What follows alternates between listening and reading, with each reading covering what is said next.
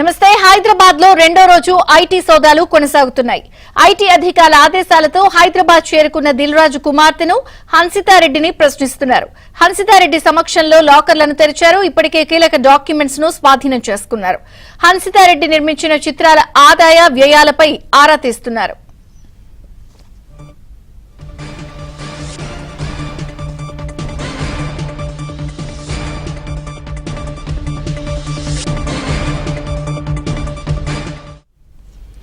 ఇటు పుష్ప 2 డైరెక్టర్ సుకుమార్ ఇంట్లోనూ ఐటీ సోదాలు కొనసాగుతున్నాయి.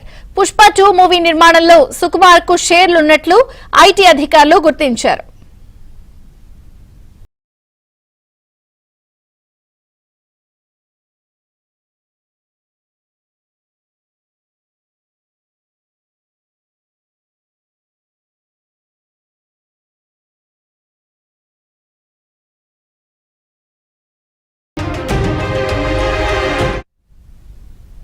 హైదరాబాద్ లో సినీ నిర్మాతల ఇళ్లలో రెండో రోజు కూడా ఐటీ సోదాలు కొనసాగుతున్నాయి. ఇప్పటికే నిన్న కొన్ని లాకర్లు కూడా తెరిపించి దిల్ రాజు సతీమణి సమక్షంలో అవన్నీ కూడా చూశారు. అలాగే ఆదాయం ఎక్కడి నుంచి వస్తోంది, వచ్చిన లాభాలు ఎంత, పెట్టుబడి మార్గాలేంటి, ఇలా అనేక విషయాల్ని కూడా నిర్మాతల్ని నేరుగా ప్రశ్నిస్తున్న సందర్భం చూస్తున్నాం. రెండో రోజు కొనసాగుతున్న ఐటీ సోదాలకు సంబంధించి మరింత సమాచారం మా ప్రతినిధి ప్రవీణ్ అందిస్తారు. ప్రవీణ్,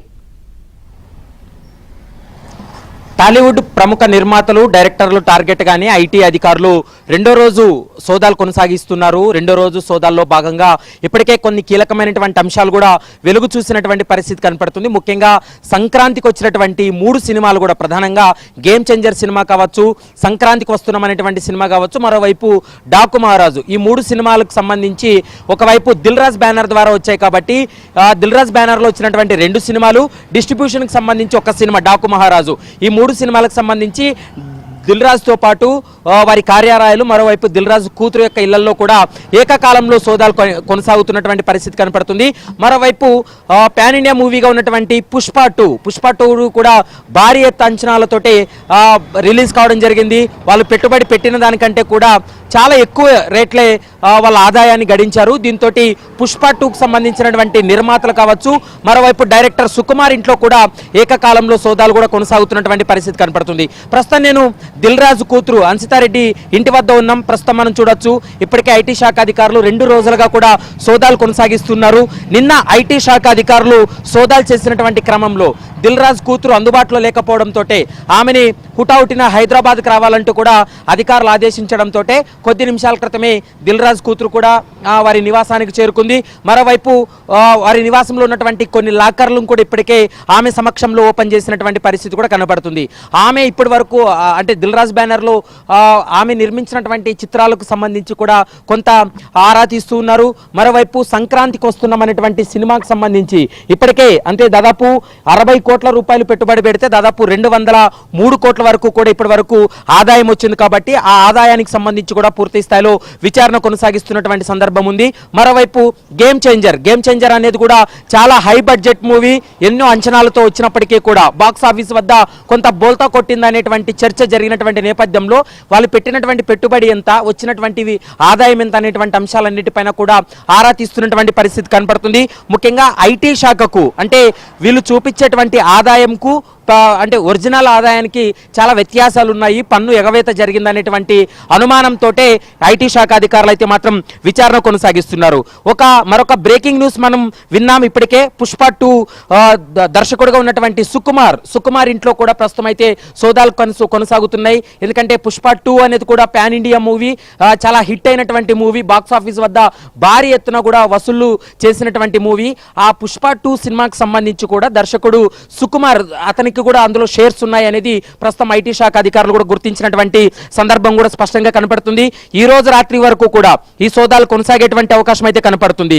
ఇప్పటి వరకు దిల్ రాజు ఇల్లు, మరోవైపు కూతురు హన్సితారెడ్డి ఇంట్లో, మరోవైపు దిల్ రాజు సోదరుడు నరసింహారెడ్డి, నిర్మాత శిరీష్ ఇంట్లో కూడా ఏకకాలంలో సోదాలు కూడా కొనసాగుతున్నటువంటి పరిస్థితి కనపడుతుంది.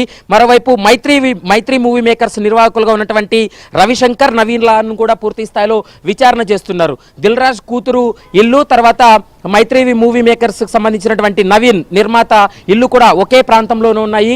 ఈ రెండు ఇళ్లలో కూడా ప్రస్తుతం అయితే మాత్రం 10 మంది బృందం కూడా ఏర్పడి ఐటీ శాఖ అధికారులు కూడా విచారణ చేస్తున్నటువంటి సందర్భం కూడా కనపడుతుంది. వచ్చిన లాభాలకు చెల్లించినటువంటి పన్నులకు భారీ వ్యత్యాసం ఉన్నట్లు ఇప్పటికే ఐటీ శాఖ కూడా ఒక నిర్ధారణకు రావడం జరిగింది. కాబట్టి మరికొద్దిసేపట్లోనే హన్షితారెడ్డికి సంబంధించినటువంటి బ్యాంక్ లాకర్లను కూడా మరికొద్దిసేపట్లో ఓపెన్ చేసేటువంటి అవకాశం అయితే కనపడుతుంది. ఇప్పటికే వారి ఇంట్లో ఉన్నటువంటి లాకర్లను అయితే మాత్రం ఐటీ శాఖ అధికారులు ఓపెన్ చేశారు. ఆమె కొద్ది నిమిషాల క్రితమే ఎయిర్పోర్ట్ నుండి నేరుగా వారి నివాసానికి కూడా చేరుకున్నారు.